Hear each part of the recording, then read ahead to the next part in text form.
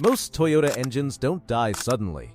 They don't explode, seize, or give dramatic warnings. They fade. Fuel economy slips a little. Idle gets rough on cold mornings. Throttle response feels duller than it used to. Owners chalk it up to age, traffic, or modern cars being complicated. And that's exactly why this problem is spreading nationwide. Before we go any further, if you own a Toyota and plan on keeping it, tap like and subscribe. I see every comment, so drop your year, model, and mileage below. Toyota owners read those comments closely, and that's where the real patterns start showing up. Now here's what most people don't realize.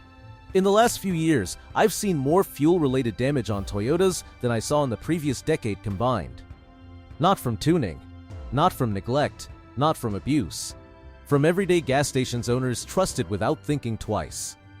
A few months back, a 2021 Toyota Camry came into the shop. 47,000 miles. Original owner. Dealer serviced. No warning lights. The complaint wasn't dramatic. The owner said it just didn't feel right anymore. Fuel economy had dropped almost 8 miles per gallon. Cold starts were rough. Acceleration felt flat. That's the kind of complaint that gets dismissed all the time. But when I pulled the intake manifold, what I saw wasn't normal wear. The intake valves weren't lightly carboned like you'd expect on a modern direct injection Toyota. They were coated in a sticky, glossy residue. Thick, uneven, and nothing like typical combustion buildup. This wasn't oil-related. This wasn't poor maintenance. This was fuel. The kind of fuel problem that doesn't show up on a receipt and doesn't trigger a check engine light until it's already done damage. Toyota engines are extremely precise. Fuel injectors spray in exact patterns. Combustion timing is carefully controlled. Emission systems rely on predictable fuel chemistry. When gasoline behaves the way Toyota engineers expect, these engines quietly run for hundreds of thousands of miles. But when fuel quality drifts, even slightly, the engine doesn't fail. It compensates. And that's where the damage starts. The ECU adjusts fuel trims. Injectors stay open longer. Combustion temperatures creep up. Catalytic converters work harder. None of this feels like a crisis, but all of it shortens engine life. I've replaced fuel injectors on Toyotas with under 60,000 miles that should have easily gone past 200,000. I've seen fuel pumps worn out early. I've seen catalytic converters fail years ahead of schedule.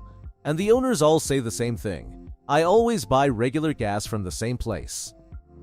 That's the trap. Most drivers assume gasoline quality is uniform. Same octane rating, same fuel.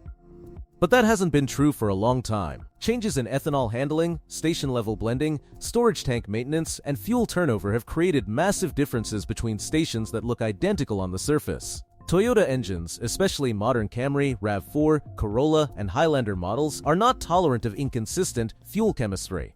They're designed around stable ethanol percentages, proper detergent levels, and clean delivery systems. When any of that breaks down, the damage happens quietly. Here's the part that service centers rarely connect for owners. Fuel contamination doesn't have to be extreme to cause problems.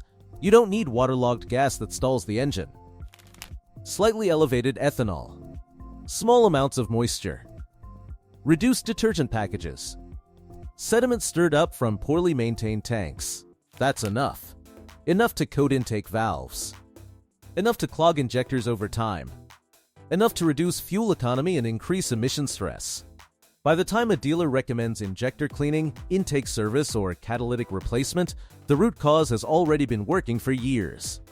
And the bills add up fast. Injector service, $600 to $900. Fuel pump replacement, $500 to $800. Catalytic converter, $1,200 to $2,500. All on a Toyota that should have gone another 150,000 miles without touching any of those components. The Camry owner I mentioned earlier was quoted over $1,200 in maintenance services that wouldn't have fixed the problem permanently if she kept filling up at the same station. That's what makes this so dangerous. Owners spend money treating symptoms while the cause stays hidden in plain sight. Gas stations don't advertise how well they maintain underground tanks. They don't tell you how long fuel sits before turnover. They don't disclose ethanol blending issues or water contamination levels, and as long as fuel meets bare minimum legal standards, it can be sold, even if it's quietly shortening engine life. Toyota didn't build fragile engines. But they also didn't design them to survive bad fuel forever.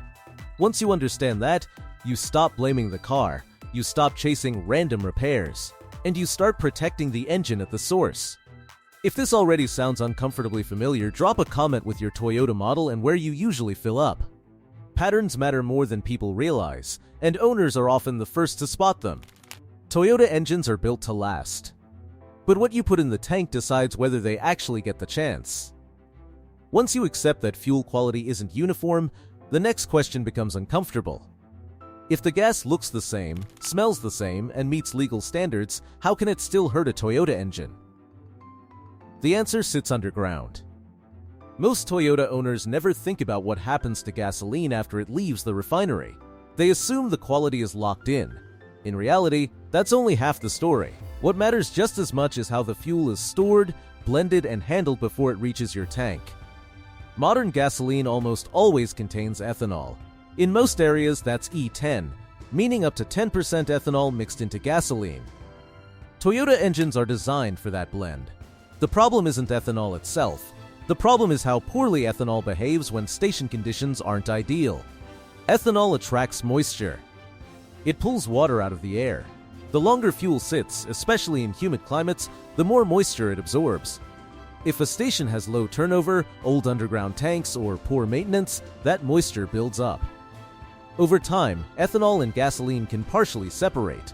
When that happens, the heavier ethanol water mixture sinks to the bottom of the tank, right where fuel pumps draw from. That means one customer might pump mostly gasoline, while the next gets a mixture heavy in ethanol and water.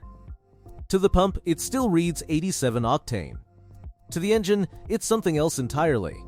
Toyota fuel systems are precise. Injectors are calibrated for specific spray patterns. Fuel trims are designed around predictable ethanol percentages. When ethanol content fluctuates, the ECU has to compensate constantly. That compensation hides the problem at first. Fuel trims stretch. Injectors work harder. Combustion temperatures creep up. Fuel economy drops gradually. No warning light. No obvious failure. I've scoped injectors on Toyotas that showed uneven spray patterns long before any fault code appeared. I've seen fuel pumps with accelerated wear patterns caused by moisture contamination that never tripped a sensor. And catalytic converters take the biggest hit. When combustion becomes inconsistent, unburned fuel reaches the catalyst. Heat spikes. The catalyst works overtime. Over thousands of miles, that thermal stress shortens its life dramatically. By the time the check engine light finally comes on, the damage is already done. Here's where station choice starts to matter. Busy stations near highways tend to have fewer problems. High turnover means fuel doesn't sit long enough to separate or absorb much moisture. Newer stations with modern tanks also perform better because their storage systems are sealed and monitored. The worst issues show up at stations with low traffic, older infrastructure, and minimal maintenance. These are often the cheapest stations in town, especially in humid regions or areas with heavy rainfall. Price isn't the problem by itself. Maintenance is. I've seen Toyotas come in from the same neighborhood with the same symptoms, all filling up at the same station. Rough idle. Poor mileage, hesitation under load, none of them abused, none neglected, different owners, same fuel source. Once you change where the car fills up, the pattern often stops getting worse. Sometimes fuel system cleaners can recover what's been lost, sometimes they can't. That's where the real cost shows up. A single injector replacement can run $300 to $500 per cylinder on some Toyota engines. A high-pressure fuel pump can push past $800. Catalytic converters easily break into 4 figures. All of that from fuel that was technically legal. Another detail most owners don't realize is that detergent packages matter just as much as ethanol handling. Toyota engines rely on detergents to keep injectors and intake components clean. Not all stations use the same additive levels. Some brands invest heavily in detergents and quality control, others meet minimum requirements and stop there. The engine doesn't know the brand name. It only knows what it's burning. When detergent levels are low, deposits form faster. When moisture is present, corrosion accelerates. When ethanol percentages fluctuate, wear compounds. None of this shows up on a maintenance schedule. That's why owners feel blindsided. They did everything right. They changed oil. They followed service intervals. But fuel quality was quietly undermining everything else. Toyota engines are resilient, but they aren't invincible. They rely on consistency more than perfection. When fuel quality becomes unpredictable, longevity suffers long before drivability does. That's why some Toyotas reach 300,000 miles effortlessly, while others start stacking fuel system repairs before 100,000. The difference isn't the engine. It's what the engine has been fed for years without the owner ever knowing. And once you understand that, choosing where you buy gas stops being about price and starts being about protecting the most expensive component in the car. That awareness alone saves owners thousands, even if nothing else changes. By now, you're probably realizing something uncomfortable. Toyota didn't suddenly start building weaker engines. Fuel quality didn't suddenly become dangerous overnight. What changed is how quietly the damage happens and how little incentive anyone has to warn you. Gas stations are not required to tell you how old their underground tanks are. They're not required to disclose how often those tanks are cleaned. They're not required to alert customers when ethanol separation occurs. And as long as fuel meets the bare minimum EPA requirements, they're legally covered. That's the loophole. A station can sell gasoline that technically passes inspection while still shortening the life of every Toyota that fills up there consistently. The damage doesn't happen fast enough to trigger lawsuits. It doesn't happen cleanly enough to point fingers. And it almost always shows up years later when the owner blames the car, not the fuel. That's why this problem keeps spreading. Independent stations make more profit buying the cheapest bulk fuel available and doing minimal maintenance. Cleaning underground tanks is expensive. Replacing old storage systems is expensive. Monitoring moisture levels costs money. Skipping all of that increases margins instantly. Toyota owners, on the other hand, pay the price slowly, in fuel trims drifting, injectors clogging, pumps wearing out, and catalytic converters overheating years before they should. And here's the part that frustrates mechanics the most. When those cars finally come in for diagnosis, the fuel damage looks like normal wear. There's no receipt that says bad gas. There's no fault code that reads station negligence. It just looks like an aging fuel system, even if the mileage says it shouldn't be aging yet. That's why you rarely hear this discussed openly. Dealerships don't talk about it because they can't prove it.